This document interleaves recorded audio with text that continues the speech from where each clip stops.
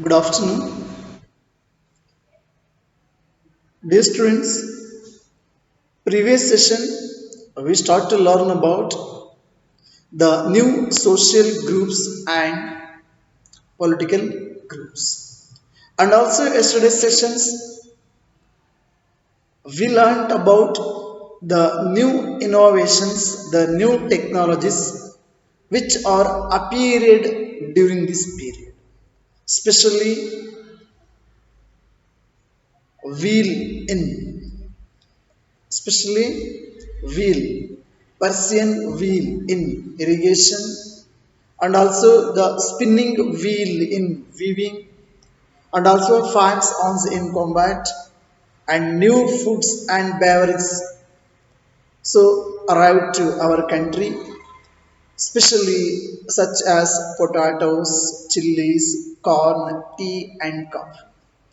See, these innovations or the new ideas and technologies or crops.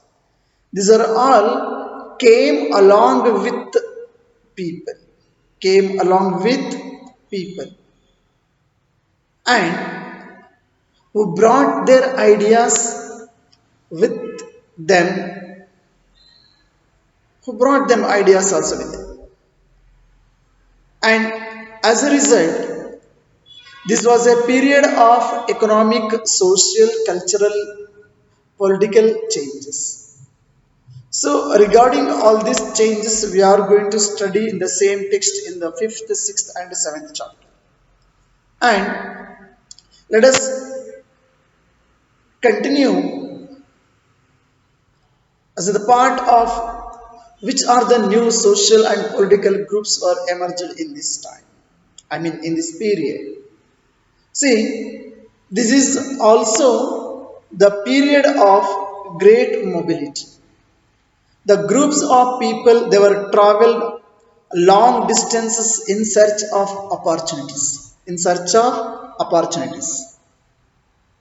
And even one group of the people who became important in this period. I think you all of you heard about, you may knows about the which group of the people so they were more important during this period. So the group of the people in this period were Rajputs.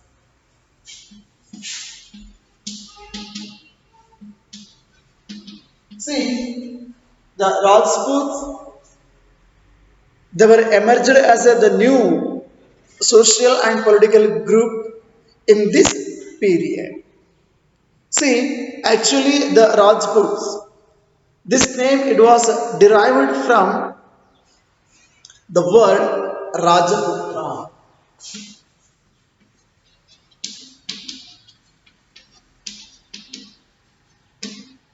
See, here itself the meaning of this word. Rajput. Put means Putra. Raja Putra. That means the son of a ruler. The son of a ruler or the son of a king. That means Rajaputra means the son of a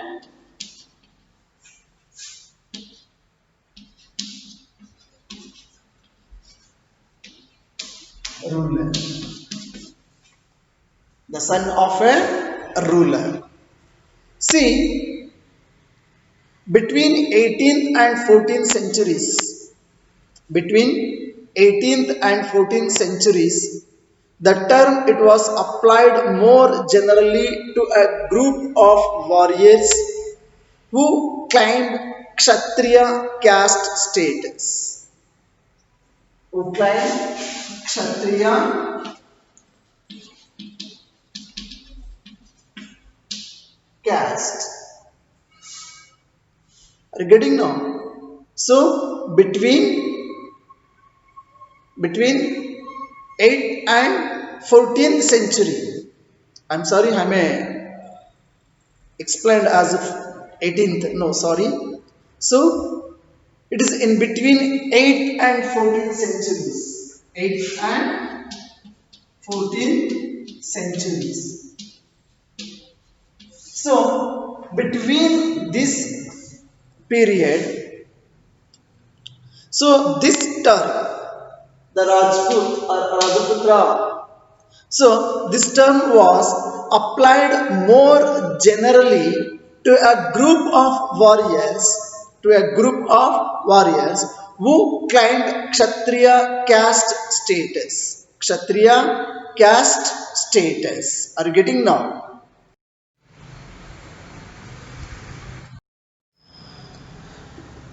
During this period, so this term was more generally applied for the warrior groups, especially those who are claimed themselves as a Kshatriya caste status. And this term, the Rajput, it is not about the just rulers and chieftains, and but also soldiers and commanders, but also soldiers and commanders who served in the armies of different monarchies throughout or all over the subcontinent.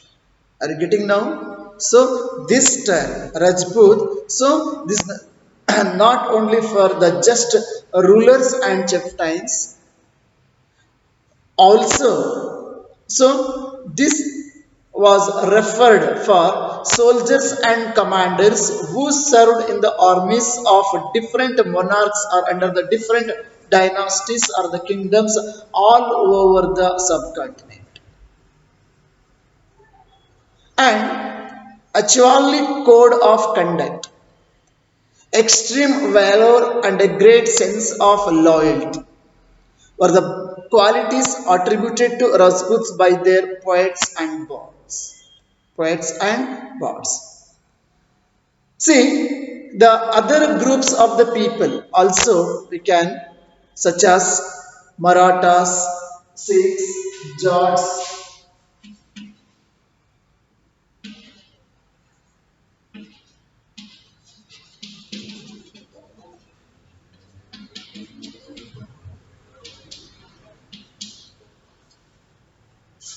So the other social group and political group such as Marathas, Sikhs, Jats and also Ahoms and Kayasthas. Ahoms,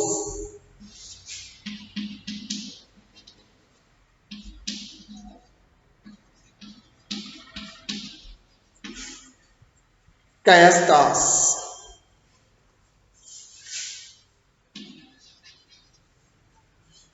See, a caste of scribes and secretaries. So this also used the opportunities of the age to become politically important during this period. So it is clear now. So Rajput means actually between 18th century to 14th century. So the new, especially the one of the famous or important the social group, it was found in this period. Those who are called as the Rajputs. That means Rajaputra or the son of a ruler, and even it was generally more applied, especially so those were warrior groups and those who are claimed themselves as the caste status, and even this refers not just the rulers and chieftains, and it is also including soldiers and commanders who served in the armies of different monarchs all over the subcontinent. And the same time the other group of the people also, other groups of the people also, so they were became politically more important, and such groups are Marathas, Sikhs, Jats and Ahom and Kayasthas. Are you getting now? See, throughout this period there was a gradual clearing of forests and the extension of agriculture, a change faster and more complete in some areas than in other changes in their habitat forced many forest dwellers to migrate. It's a long sentence, no? What I explained. See, throughout this period means 700 to 1750. So there was the gradual changes, and especially the inhabitants, especially the habitat, especially the forest dwellers. So they were forced to migrate. Migration means moving one place to another place. Habitat means that refers to the environment of a region and the social and economic lifestyle of its residents, that we used to call as a habitat. So here the forest dwellers, so they were forced to migrate. Why? Because no, in this period there we can see a gradual clearing of forest. What purpose? To extend the agriculture. So they were gradually cleared the forest and the extension of agriculture, and a change faster and more complete in some areas than in other changes in their habitat. So these all forced many forest dwellers to migrate, to leave their forest, to move somewhere, and others started tilling the land. And when those people started tilling the land and became peasants, they were become peasants. So those who are involved, those who are started agricultural activities, and those who are started tilling the land, so and they were become a peasants. See, these new peasants groups gradually began to be influenced by regional markets and also chieftains, priests, monasteries, and temples. Are you getting now? These the new peasant groups. This is the new peasant groups.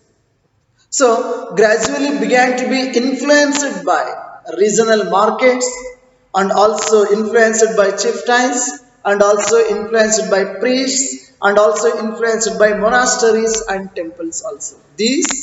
Those were emerged during this time as new peasants. So they were influenced by all these things and people,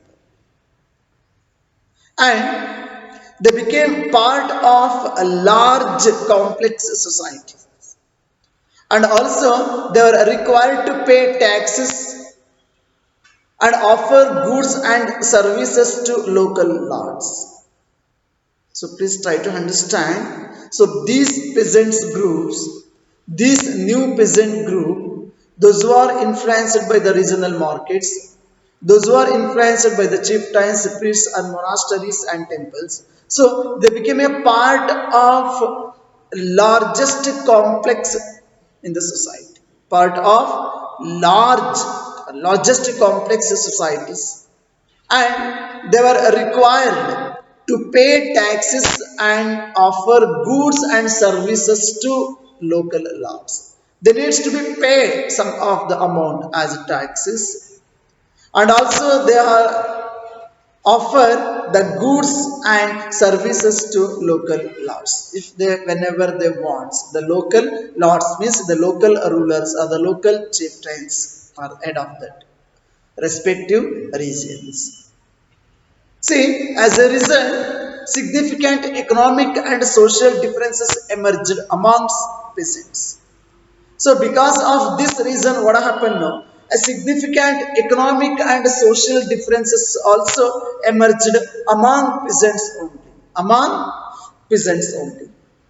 See here, some possessed more productive land, and others also kept cattle, and some combined artisanal work with agricultural activity during the lean season. So we know that the peasants, even the past, even the present, they may not engage all the 24 months in the year. They are engaging in their activities only in the few year. I mean few months.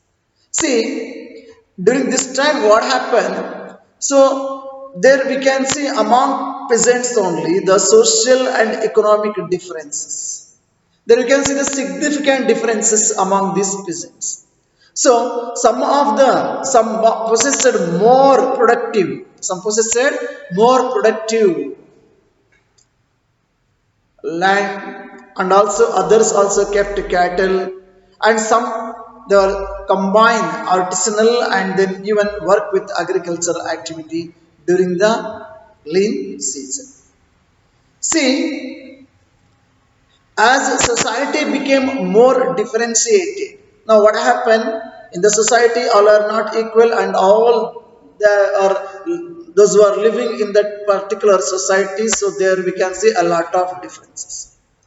Now, as a society became more differentiated, so people were grouped into jatis. Now, what happened?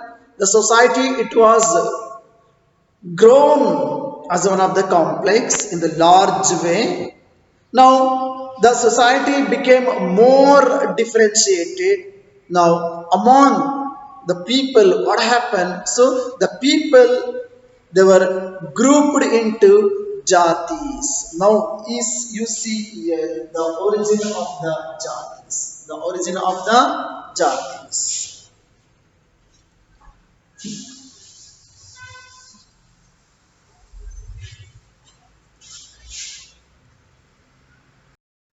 See, during this period, what happened? As the society became more differentiated and people were grouped into jatis. So here we can see the origin of the jatis or subgroups. I think it's not necessary to explain more about the jati and then subgroups, and even so the subcaste also, subcaste or subgroups, subcaste and subgroups. See, here when the people they were grouped into jatis or subcaste and ranked on the basis of their backgrounds. Here the jatis or subcaste were got a ranking system also that is completely basis of their background and their occupations. So based on occupation, based on occupation and based on their background. So these jatis are subcaste, so the rank. The rank was decided by the society itself on the basis of their background and on the basis of their occupations. On the basis of their occupations. And here the ranks were not fixed permanently. This please you have to keep in your mind. Now present days what happened, whatever we are practicing or we are experiencing in the society, the caste system, it's a fixed. Okay, but during this time the ranks were not fixed permanently and it was varied according to the power. It's depend upon the power. It is depend upon the power. See, when these ranks were not fixed permanently and completely varied according to how the people, those who are the jatis or subcaste. So these are all completely depend upon so their power, influence and resources controlled by members of the jati. If the one of the community XYZ, if they are most, if they are powerful, if they are in a ranking, if they are in a high rank, they may have power and even influence and even the resources controlled by members of that particular jati or caste. See, the status of the same jati could vary from area to another area. So this also please keep it in our mind. The status of the jati, the status of the jati, or the status of the subcaste or caste. So it is a vary, it is differ one area to other area, one area to other area. If suppose in one place the XYZ status, I mean that jati status or the caste status, it may high rank means highly. In some area it may considered as a low or the rank in that. So it is low level rank. So that's what dear students, the status of the same jati, the same caste. So it was vary from one area to another area. See, you all of you knows this still but nowadays what happened? The status of the jati. So sometimes even it can apply also, and even it cannot be applied also in the present days. And you know that still we are in that same system only. We may belongs to different religion, different caste, different jati or different communist, different community or different subcaste or subgroups. See, these jati or caste, they were framed their own rules and regulations. While these the jati or the caste, so those people they were framed their own rules and regulations now to manage the conduct of their members, to manage the conduct of their members. So the jatis they were framed their own rules and regulations, and also these regulations were enforced by an assembly of elders who are head of that jati, who are head of that caste. So even the same till present, even the same we can experience, we can see even in many movies also we may observe all these situations. So there is the elders, those who are leading that particular caste or community in the different names. See, here these rules and regulations were enforced by an assembly of elders. Assembly of elders. So, described in some areas as the Jati Panchayat. ಬಹುಶಃ ನೀವು ಕೇಳಿರ್ತೀರಿ ಮಕ್ಕಳ ಜಾತಿ ಪಂಚ ಆ ಒಂದು ಜನಾಂಗದಲ್ಲಿ ಅಥವಾ ಆ ಒಂದು ಕ್ಯಾಸ್ಟ್ ಅಲ್ಲಿ ಅಥವಾ ಆ ಒಂದು ಜಾತಿನಲ್ಲಿ ಯಾವುದೇ ಒಂದು ವೈಯಕ್ತಿಕ ಅಥವಾ ಕುಟುಂಬ ಕಲಹಗಳು ಅಥವಾ ಇನ್ಯಾವುದೇ ಸಮಸ್ಯೆಗಳಿದ್ದಾಗ ಅವರು ಜಾತಿ ಪಂಚಾಯತ್ ಸೇರ್ತಾರೆ. ಆ ಇಡೀ ಜನಾಂಗ ಅಥವಾ ಆ ಇಡೀ ಜಾತಿಯ ಜನ ಅಥವಾ ಆ ಇಡೀ ಕ್ಯಾಸ್ಟ್ ಜನ even till today we can see in rural areas, so those who are continued this kind of jati panchayat, but it's according to the Indian constitution in a free India, so it is not actually considered as the legal one. It is all now illegal, conducting jati panchayat, conducting so and so things, and practicing discrimination on the basis of their, and then even giving a rank and the basis of their background and occupation. So these are all illegal according to the constitution of India. So anyhow students, we are talking about and we are discussing about so 1700 to 1750 during this time. See, several villages were governed by a chieftain. So there are many villages are under the control of one head, and together they were only one small unit of a state. Together they were only one small unit of a state. So each caste and each jati, so they were framing their own rules and regulations, and it was handled by the elders of that particular community or caste or jati. Understood now? And the group of the villages were under the control of the chieftain, and all they were considered as the unit of a state. Okay, and the next class we are going to learn about region and empire. Region and empire. In next class we are going to learn. Thank you. Have a nice day.